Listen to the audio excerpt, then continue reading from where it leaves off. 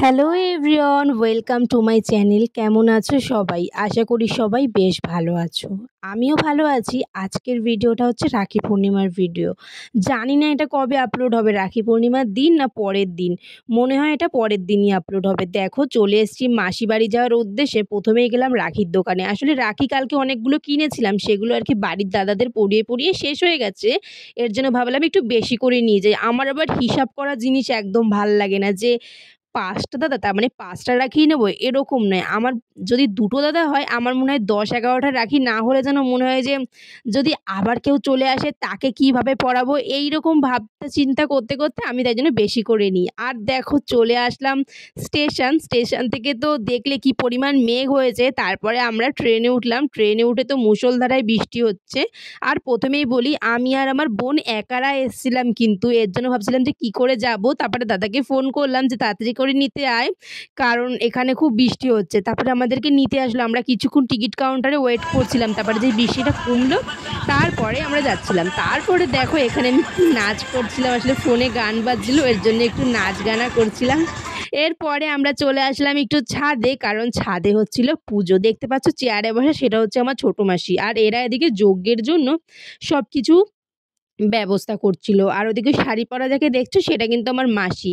ছাদে কিছুক্ষণ থাকার পরে চলে আসলাম নিচে। আর যেই সন্দেশগুলোকে নিয়ে এসেছিলাম না, সন্দেশগুলো দেখো পুরো বেটে গেছে। এর জন্য ভাবলাম যে চলো খাওয়া দাওয়া করার আগে প্রথমে সন্দেশগুলোকে ভালো করে রাখি।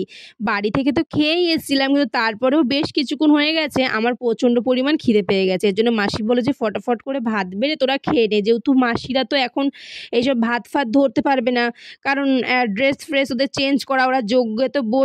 এর জন্য যজ্ঞতে তো আমিও বসেছি, কিন্তু আমাদের গঙ্গার জল ছিটিয়ে দিয়েছিল, ওর জন্য কোনো প্রবলেম হয়নি। আর এখানে আমি আর আমার বোন ভাত খাচ্ছিলাম।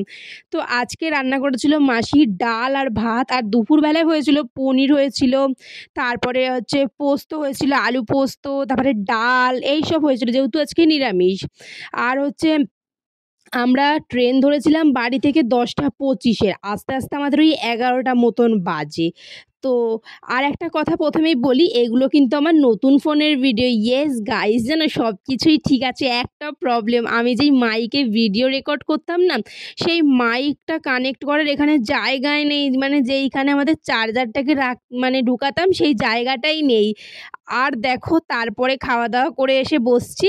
আর ওই যে দাদুটা দেখতে পাচ্ছ, উনিই কিন্তু যজ্ঞটা করেছিল, মানে উনি মেইন। তো উনি আমার হাত দেখছিল, আর হাত দেখে আমার মনটা একদম ভেঙে দিল। মানে আমার কপালটা যে এতই খারাপ আমি তো জানতাম, বাট এর থেকেও যে অতিরিক্ত খারাপ, সেটা আজকে আমাকে জানিয়ে দিল। তো ছাড়ো, কপাল খারাপ তো কি হয়েছে, আজকের দিনটা তো আমি খারাপ করতে চাই না। এর জন্য আমি তাড়াতাড়ি করে বলছিলাম যে চল, তো যা হাত দেখে বলেছে। আসলে কপালে যা আছে সেটা তো হবে, সেটা ভেবে মন খারাপ করলে তো চলবে না। এর জন্য ভাবলাম যে চল তাড়াতাড়ি করে তোদের রাখিটা পরিয়ে দিই। আমি আবার বলছিলাম যে কোনটা পরবি। আসলে রাখি মানে হচ্ছে বড় বড়, যেগুলো হাতে দেখা যাবে যে হাতে একটা রাখি পরেছে। একটা এখন মানুষ যেগুলো পরে ছোট ছোট পুঁতির পাথর, ওগুলো রাখি না, ওগুলো ভেজলেট না ফ্রেন্ডশিপ ব্যান্ড বলো তো।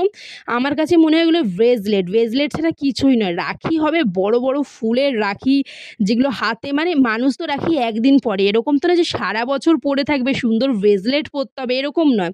রাখি পরলে পরতে হবে ময়ূরের রাখি, নয়তো বড় বড় ফুলের রাখি। আগেকার মানুষ তো রাখি মানে একটা বড়সড় জিনিস তোলার। এখন মানুষের একটা পাথরের ভেজলেট হলেই মানুষ বেশি খুশি। তো চলো, কথা বলতে বলতে তাদেরকে রাখিটা তো পরিয়ে দিলাম। আর এখনকার বাচ্চাদের দেখো, ওদিকে আমার ভাই ফোন ঘেঁটে যাচ্ছে। ওকে যে আমি রাখি পরাচ্ছি, ও ভিডিও করতেই, মানে ওকে কিন্তু আমি বলিনি যে ভিডিও কর, ও এমনি ভিডিও করছে, ওকে রাখি পরাচ্ছি। ওকে আবার বললাম তুই কোনটা পরবি, ও আবার বলছে যে তোর মনের মতন একটা পরা। তো তাই জন্য আমি ভাবলাম যে চলে, এটা ভীষণ ভাল লাগছে, এটা পরাই। আজ কিন্তু আমি শুধু দুজনকে পড়াইনি, আজকে আরও একটা ভাই এসেছিলো, সায়ন ভাই, কিন্তু ওকে পড়ানোর ভিডিওটা না আর করা হয়নি, যেহেতু ওরা আস্তে আস্তে বিকাল করে দিয়েছিল। তখন আমি প্রচুর টায়ার্ড ছিলাম, আর ভিডিওটা কন্টিনিউ করতে পারিনি তখন। তার পরের ভিডিও আছে, কিন্তু সেই সময় যে আবার সব কিছু ভালো করে নিয়ে বসবো সেরকমটা করতে পারিনি। শুধু মিষ্টি আর রাখি নিয়ে ওকে পরিয়ে দিয়েছিলাম। তো এখানেও কথা বলতে বলতে ভাইকে রাখিটা পরাচ্ছি। তারপরে এদেরকে পরানোর পরে যে উপরে যারা যজ্ঞ করছে দেখতেই তো পেলে, তাদেরকেও আমরা রাখি পরিয়েছিলাম। আসলে আসলে রাখি পরাতে আমার ভীষণ ভাল লাগে, জানো তো। যখন স্কুল লাইফে ছিলাম না, এখন তো কলেজে উঠে গেছি, সত্যি কথা বলতে সেই সময় আমার স্কুলের দিনকে রাখি ছিল, একটা ছেলে না আমাকে প্রপোজ করেছিল, সেই ছেলেটাকে আমি রাখির দিনকে আমার রাখি পরিয়ে দিয়েছিলাম। মানে এইসব কথা মনে পড়লেও যেন কেমন লাগে, মানে সে আমাকে প্রপোজ করতে আসলো আর আমি তাকে রাখি পরিয়ে দিলাম। শুধু তাকে না, আমি অনেক কাউকে রাখি পরিয়েছিলাম স্কুল লাইফে। সেই সময় আমার 11-12টা এত মজা করে কেটেছে। তোমাদের কে কোন ক্লাসে বেশি মজা করেছো? আমি একদম 1 থেকে 4 অবধি মজা করেছি, তারপরে 11-12 সেই মজা করেছি আমরা লাইফে। এখনকার বাচ্চারা জানি না কীভাবে মজা করে। দেখো এবার আমি আমার ভাইকে বলছি, নে নে প্রণাম কর তাড়াতাড়ি। আসলে তারপরে আমি আমার দাদাকে তো আগেই প্রণাম করে নিয়েছি, আর আমি একটু ওদেরকে ভালো মতো আশীর্বাদ করে দিচ্ছিলাম। আর গাইস, তোমাদের ভিডিওটা কেমন লাগলো সেটা কিন্তু অবশ্যই কমেন্টে জানিও। আর তোমরা কতজনকে রাখি পরিয়েছো সেটাও বলো। আর এখানে হাততালি মারার কারণটা আমার এখনও মনে পড়ছে না। হ্যাঁ, যেটা বলছিলাম, কতজনকে রাখি পরিয়েছো তো সব কিছুই আমাকে জানাতে পারো কমেন্ট বক্সে। আমি বেশি না, আমি প্রায় 6-7-8-9 জনদের আমি রাখি পরিয়েছিলাম। আর এখানে দেখো, এখানে আবার আমার ভাই আমাকে গিফট দিচ্ছে। আমি বললাম ভালো করে আবার দেখ, যার তো আমরা ক্যামেরার সামনে দেখাবো।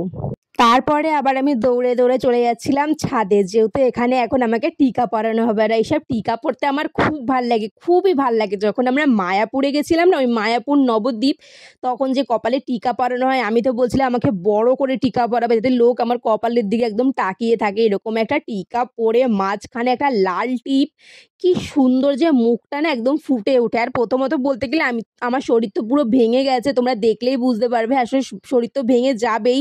আমি পুরো গোটা একদিন হসপিটালে ভর্তি ছিলাম। তার প্রায় 1 মাস আগে থেকে আমার শরীর খারাপ, তো শরীর তো খারাপ হবেই, তাই না? তো দেখো, ভিডিওটা আমি এখানেই বন্ধ করলাম। আর তোমাদের যে আমি ঠোঁট দেখাচ্ছিলাম, আমি শঙ্খ বাজাতে বাজাতে আমার ঠোঁট ফুলে উঠেছে। আর এই ফোনটা কিন্তু আমি নিয়েছি নিউ। ফোনটা কেমন হয়েছে তোমরা জানিও।